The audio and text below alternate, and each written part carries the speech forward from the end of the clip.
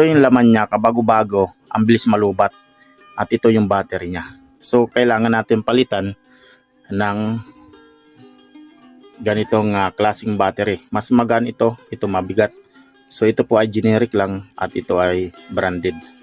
Okay, kailangan natin palitan para hindi na mabilis malubat yung Bluetooth speaker na binili namin na bago lang.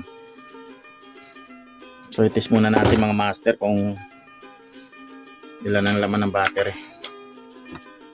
O yung ating mahiwagang ano. So ito po ay nakaparallel. Dalawang 18650 3.7 volts. Ang full charge nito ay 4.2. Yan, kita nyo mga master, 4.2 volts. Okay. So ito, kailangan natin tong palitan. Kasi bilis malubat.